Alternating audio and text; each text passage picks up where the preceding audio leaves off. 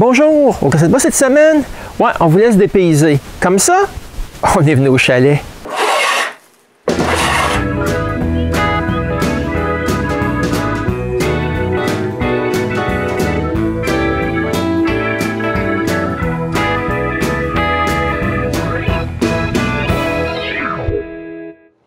Depuis 30 ans déjà, à chaque fin mai, je vais au chalet.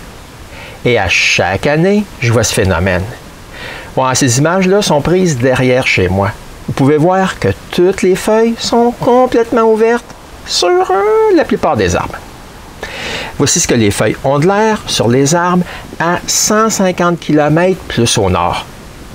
Ici, les bourgeons viennent tout juste d'ouvrir. Mais rendu au chalet, à 100 km plus loin vers le nord, on pourrait croire que toutes les feuilles sont ouvertes. Mais non. Avec cette abondance de conifères, ça nous donne cette impression. Toutes les feuillus ont à peine des bourgeons. Ce fait-là s'étend à tous les arbres feuillus. Ici, on peut voir que l'érable et les bouleaux ont juste des petits bourgeons. Si je regarde sur l'autre rive du lac, c'est pas mal évident que la plupart des arbres n'ont pas de feuilles parce que c'est tout brun. Près du chalet, c'est moins évident, à moins qu'on regarde en particulier un certain arbre. Mais si ce phénomène m'épate, voir mes gouttières par terre m'épate pas du tout. Je peux juste être content d'avoir pelleté la partie enneigée en face de la cheminée. Sinon, elle serait aussi retrouvée par terre avec la gouttière. Ouais, mais c'est pas la seule chose qui est tombée par terre cet hiver. Mon bloc qui supporte le treuil pour sortir mon bateau de l'eau est aussi par terre. Il faut le remettre en place. Je commence donc par enlever toute la cochonnerie qui est à la place où va être le bloc. Ensuite, j'essaye de le soulever, mais je ne suis pas capable. J'installe donc quelque chose pour le tirer en ligne droite. Mais c'est à ce moment-là qu'un de mes voisins vient m'aider et en un tour de main, on réussit à le soulever et à le remettre droit. Ouais, en bout de compte, là, ça a été pas mal plus facile que j'aurais pensé. Ouais, mais ce qui m'est le plus cher ici, c'est les marches de 2 heures que je prends à chaque jour. 2 heures de marche, c'est bien peu pour voir ces paysages. En fait, c'est une de mes places favorites près du chalet. J'y amène tous mes visiteurs qui viennent d'Europe.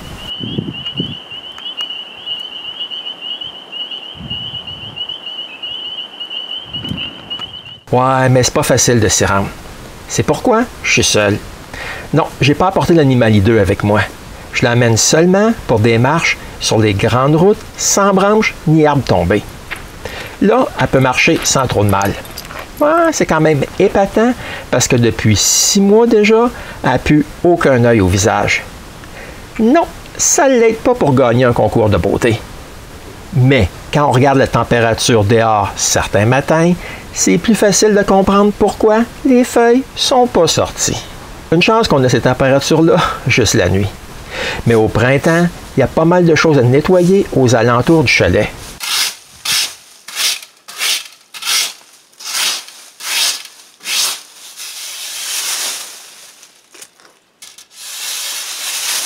Ouais, puis il n'y a pas juste les feuilles à enlever, mais aussi les branches sur le petit sentier qui nous emmène au lac.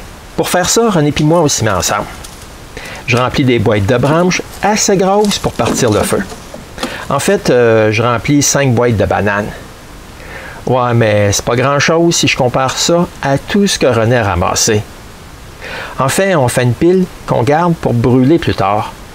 On la brûle juste ici, quand le niveau du lac nous le permet en mai. Mais comme vous pouvez voir, l'eau est bien trop haute et ça ne sera pas cette année.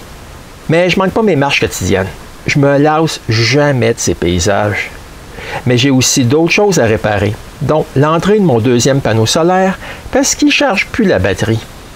Pour essayer de trouver le problème, je dois déplacer ces 5 afficheurs. Ah, c'est pas facile, parce que le chargeur a enlevé pour se rendre aux vis. Quand ils sont déplacés, j'ai l'accès à l'arrière.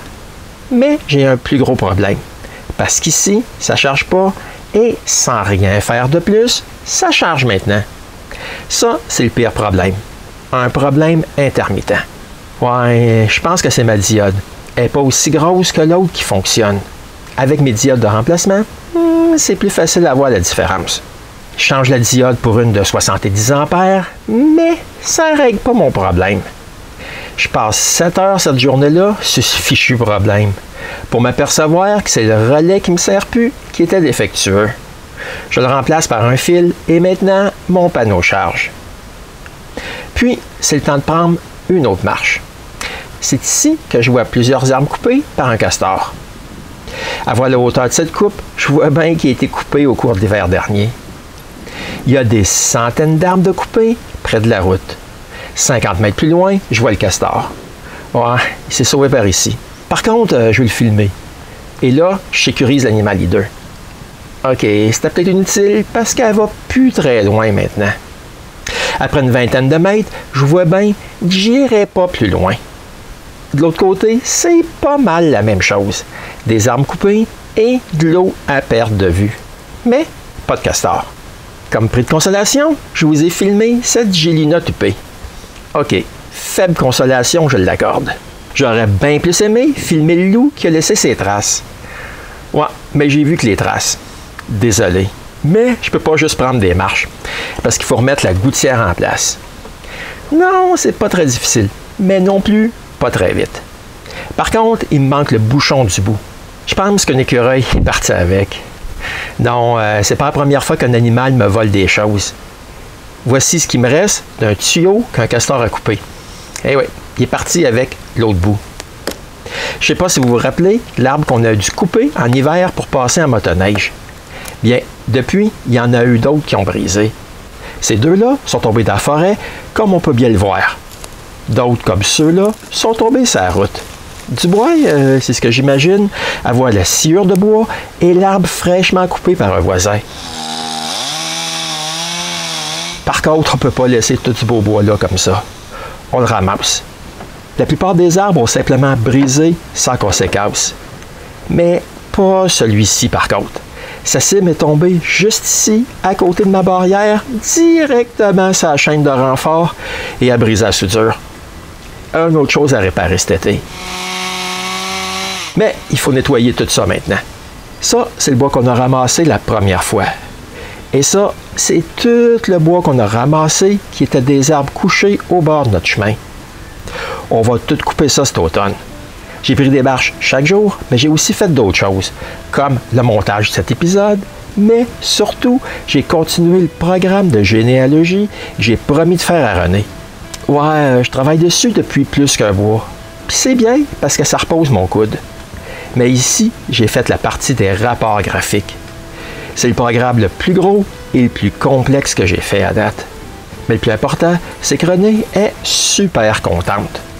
2 semaines au chalet, c'est court. On va revenir au cours de l'été. Je vous laisse sur des images des alentours et on se revoit bientôt au Gosseux de bois.